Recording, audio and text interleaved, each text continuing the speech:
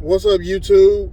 This DJ the Bail Bondsman. I'm back again. Just wanted to drop a video on you, trying to stay consistent. You see, I'm on my phone today, just moving around the city of Little Rock in the downtown area right now. Finna grab me a bite to eat.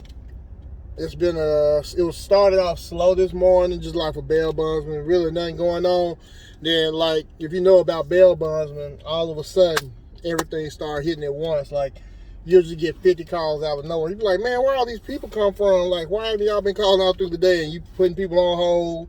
You have to remember to call people back, text them, say, hey, I'll call you back or whatnot. And so I got a big bond I'm working on right now. Hopefully everything falls through, but you never know. It never falls through till you actually get that person out, because all type of stuff happens. But I just wanted to talk to you today. I've just been giving you things about bail bonding, and yesterday it was about bail bonding and being in a relationship. Now I want to touch a little basis about, if you want to be a bail bond, let's say, so you want to be a bail bondsman. One thing you need to get out of your head, if you've been watching Dog the Bounty Hunter or Patty Mayo, and you want to be a bail bondsman, because of that, you need to revisit all that, because it's not like that. I'll say, I never really watched Patty Mayo. I heard a lot about it. I think I may have watched total maybe 5, 10, at the most 10 minutes of Patty Mayo, and I heard he's pretty much an actor and it's all stage kind of. But Dog the Bounty Hunter is, I guess you could say, more accurate, but it's really not like that unless you're doing recovery work all the time. But if you're just a bail bondsman, get all of that out your head. That's just TV, and a lot of that's made up for entertainment, because you got to take bail bonding serious, and especially doing recovery work, which people call bounty hunting. Because basically, if you don't take it serious, you think you're just gonna go out here cowboy wild style, kicking indoors and all that. It don't work like that. And what'll happen is you're gonna end up getting hurt, possibly killed, or in prison, or with a big civil lawsuit that's gonna put you under forever, and you ain't gonna be able to never get out of it. It's gonna screw your whole life up. So if you ever had, I just wanted to just let everybody know, if you ever had thoughts of being a bail bondsman, and you thought, I've been watching Dog the Bounty Hunter, and this is how it's gonna be, and this is what I want, it's not like that. Because like I said, for those minor reasons, you're gonna get yourself hurt, killed, or in prison, or with a big civil lawsuit. And we know nobody really wants that. So just being a bail bondsman is a lot more laid back. And this is the other thing, unless you just want to be a recovery agent, they have people that just do recovery work. But if you really want to be a bail bondsman, the least you have to hunt for people. That means it's either two things: you're writing good bonds that are secured, or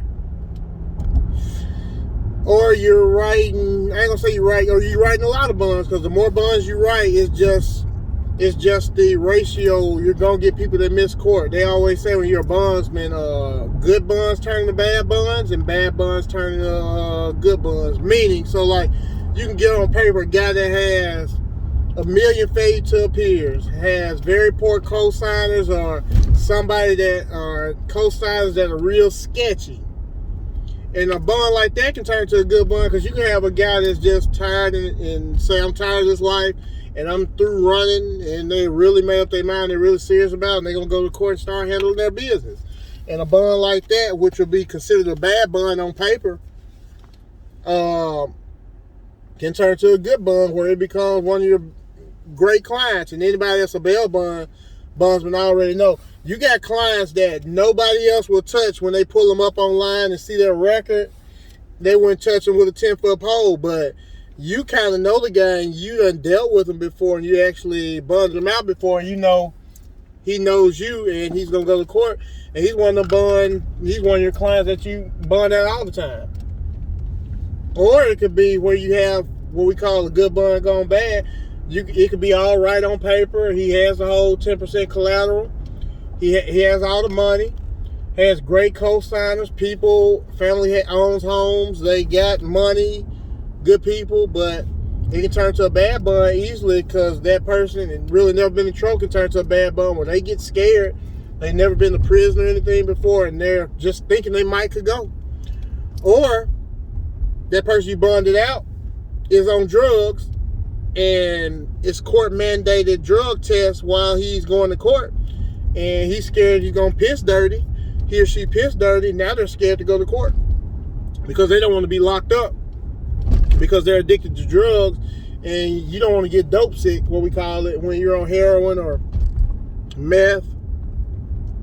You're in fear of going to jail even for a few days because you don't want to get sick in jail because you're not going to have those drugs.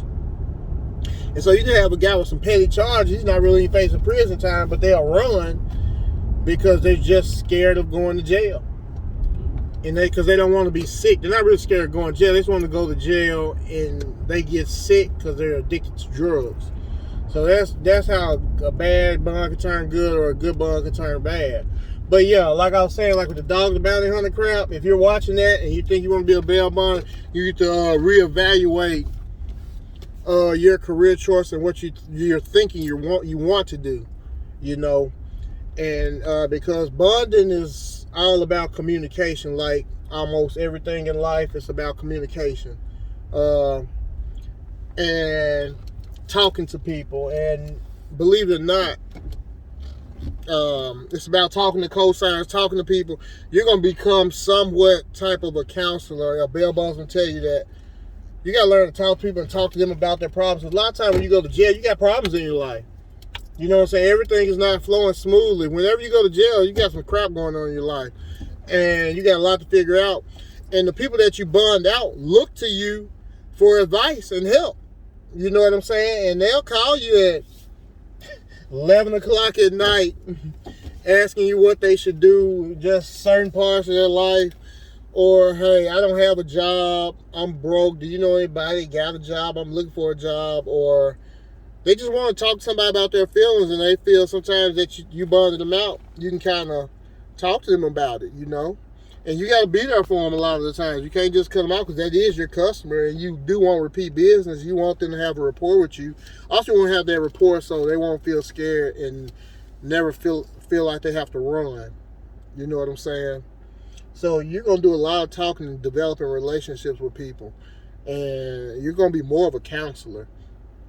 And also at bonding, you got to be a person that's good at reading people, and especially talking to co-signers, picking up on, because half the battle of being a bondsman is figuring people out and figuring are they, even though they're going to jail or in jail, what their mind frame is. Do they have it on their mind? When I say have it on their mind, do they have the BS on their mind talking about running? Do they have running on their mind? Are they from in-state? Are they from out of state? Are they on drugs? Where are their girlfriend at? Where are their children at? You got all that to think about.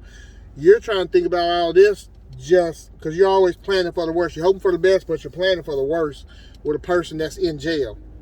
Because the main threat with being a bail bondsman, or the main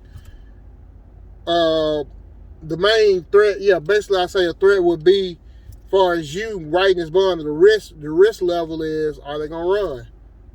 At the end of the day, that's what we're always worried about as bond. Are they gonna run? What's the probability that they would run? What would make them run or miss court? You know what I'm saying? So it's more, the bail bond game is more on the computer now. Like when you bond a person that you're looking at their charges. Now I want to go look at their history. Have they been to jail a lot? Because going to jail a lot is not a bad thing, but are they going to court? How many failure to appears they have? Why did they get failure to appears?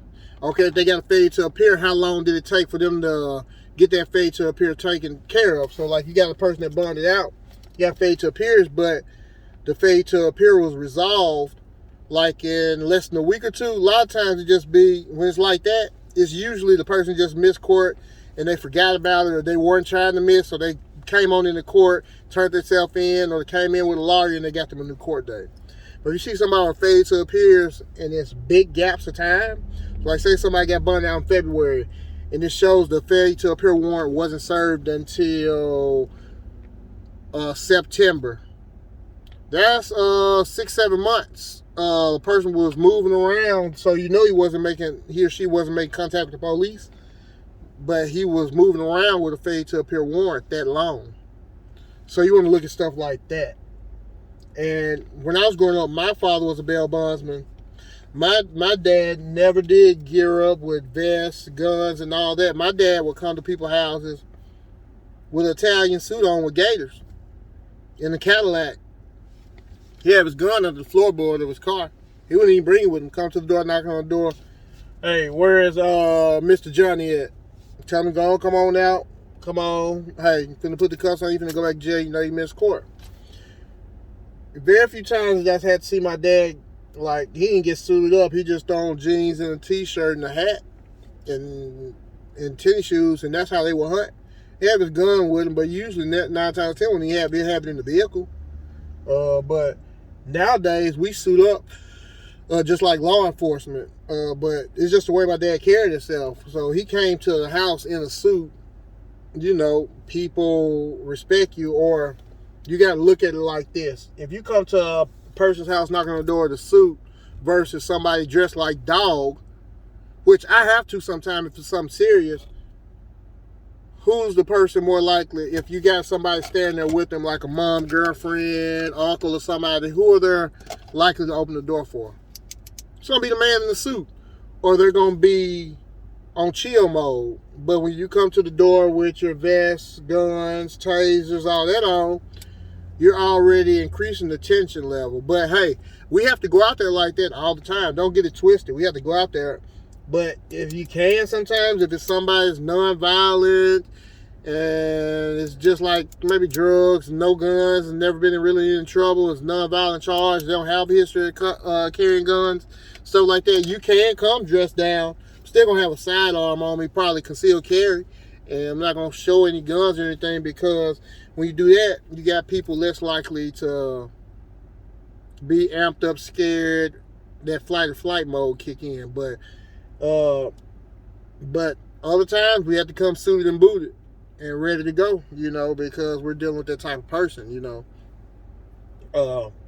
But yeah, I just wanted to stop and holler at y'all about that. Just being a bail bondsman, it's not going to be like Dog the Bounty Hunter. It's definitely not going to be like no Patty Mayo. Like I said, you can get yourself hurt. You got to be able to talk to people. And I think, if you ever been in loss prevention, and that's what I did for about 10 years, it really helps you. Or a person that worked in the prison, where you had to be around criminals and you don't have guns, it teaches you how to talk to people. It teaches you to watch people's mannerisms and know who's dangerous and who's not.